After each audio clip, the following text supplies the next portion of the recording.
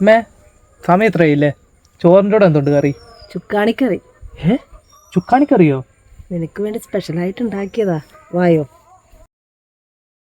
Hey guys, അപ്പോൾ നമ്മൾ ഇന്നൊരു വെറൈറ്റി ഒരു ഡിഷ് ഉണ്ടാക്കാൻ വേണ്ടി പോവാണ്. നമ്മളെ നേപ്പാളിക്കാട് ഒരു വെറൈറ്റി ഡിഷ്, പേര് ഇട്ട് ചിരിക്കേണ്ട കാര്യം അല്ലേ? പേരെന്താണ്? ചുക്കാണിക്കറി. കേസ് അപ്പോൾ നേപ്പാളിക്കാട് ചുക്കാണിക്കറി. അപ്പൊ ചിലയിടത്ത് ചിലര് ഇതിനെ ചുക്കാണിന്നും പറയും, ചൗക്കിനിന്നും പറയും കേട്ടോ. അപ്പൊ ആ ഒരു ഡിഷാണ് നമ്മൾ ഉണ്ടാക്കാൻ പോകുന്നത്. വെറൈറ്റി ആയിരിക്കും. എങ്ങനെയാണ് വെറൈറ്റി ആയിട്ട് ഉണ്ടാക്കാം. അപ്പൊ ഇന്ന് അമ്മ എനിക്ക് ഉണ്ടാക്കി തരും. എങ്ങനെയാണെന്ന് നമുക്ക് ഉണ്ടാക്കി നോക്കാം. കറിക്ക് ജീരപ്പൊടിയുടെ ആവശ്യമുണ്ട്. ജീരകമാണ് അല്ല കയ്യിരിക്കുന്നത്, പൊടിച്ചെടുക്കാം.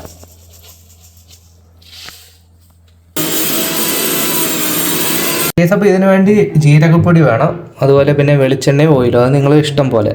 പിന്നെ ഇതിനു വേണ്ടിയാണ് ഈ ഒരു സാധനം വേണം കേട്ടോ.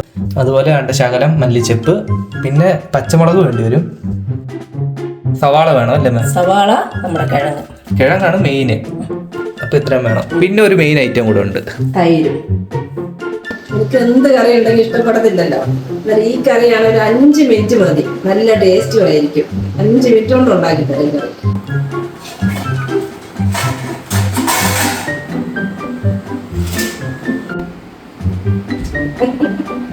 ആദ്യമേ നമുക്ക് ഇന്ന് പുഴുങ്ങിയെടുക്കാം.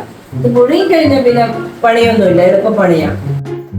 ഈ തമിഴ്നാട്ടിൽ നിന്ന് വരുന്ന ഈ പച്ചക്കറിയിൽ കൂടുതലും ഈ കിഴങ്ങ് വാങ്ങിച്ചോട്ട് പോകുന്ന നമ്മുടെ ബംഗാളികളാണ്.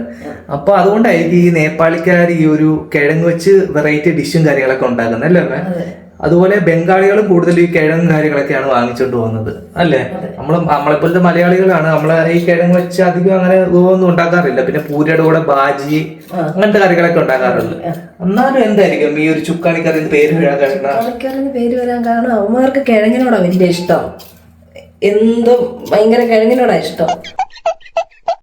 ഇതിന് ചെറിയ ചെറിയ സ്ക്വയർ ആയിട്ടുള്ള കഷ്ണങ്ങളാണ് വേണ്ടത്. നമുക്ക് ചെറിയ ചെറിയ സ്ക്വയർ കഷ്ണങ്ങളായിട്ട് അരിഞ്ഞെടുക്കാം.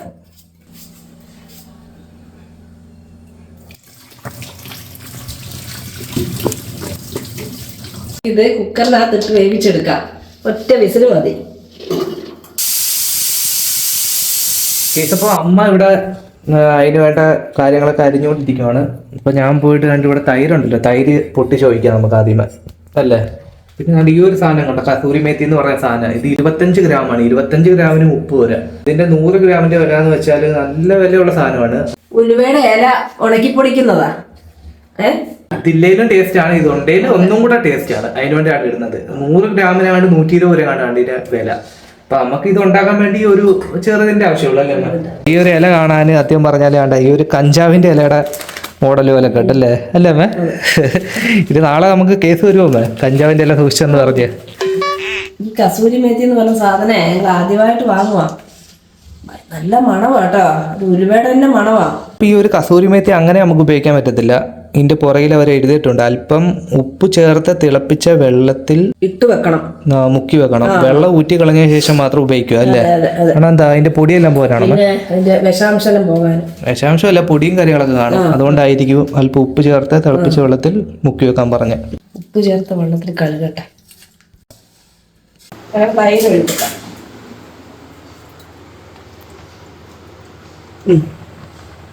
ശകലം തൈര്, പിന്നെ ഇളക്കട്ടെ.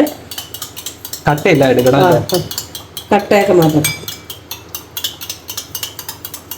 അടുത്ത നീളത്തിലരിഞ്ഞ സവാള ഇടാം. അടുത്ത പച്ചമുളക്, വട്ടത്തിലരിഞ്ഞ പച്ചമുളക്. അടുത്തത് മല്ലിയില.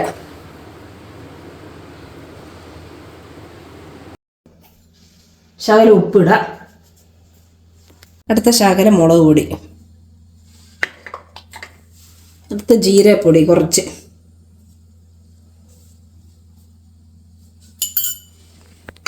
പിന്നെ നമ്മുടെ കിഴങ്ങ് വേവിച്ച് വെച്ച്.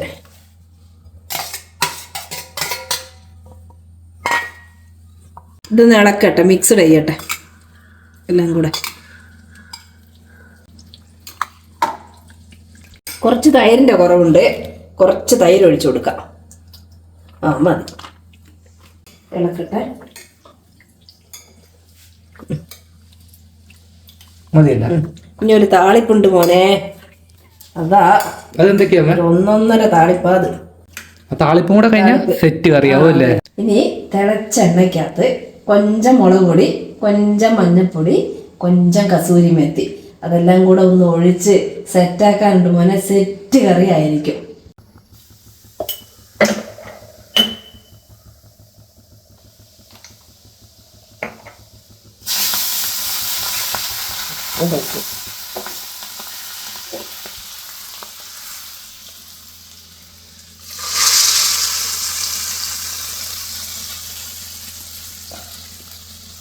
ഇനി ഇതൊന്ന് സെറ്റ് ചെയ്താ സെറ്റ് എൻ്റെ മോനെ.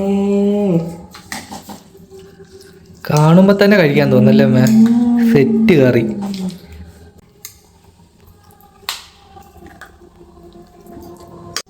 ഇതാരും ഉണ്ടാക്കിയില്ലെങ്കിൽ ഒരു വട്ടെങ്കിലും ഉണ്ടാക്കി നോക്കണം.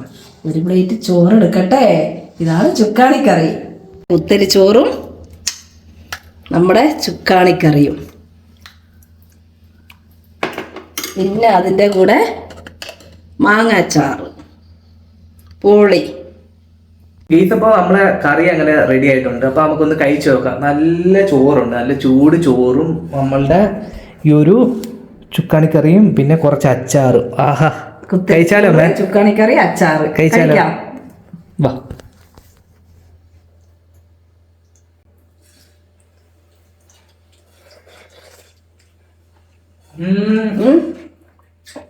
സാലഡ് മാറിയിട്ട് കുടിലുണ്ട്. ഉള്ളതാണോ? ഞാനൊന്ന് കഴിച്ചു നോക്കട്ടെ. സംഭവം പൊടി കേട്ടോ. അമ്മ കഴിച്ചു നോക്കിയാ? ഞാനും കൂടെ കഴിച്ചു നോക്കട്ടെ.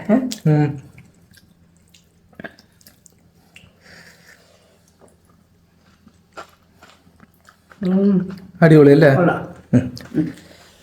അപ്പം വീണ്ടും സന്ധിക്ക് വരയ്ക്കും വണക്കം. വണക്കം.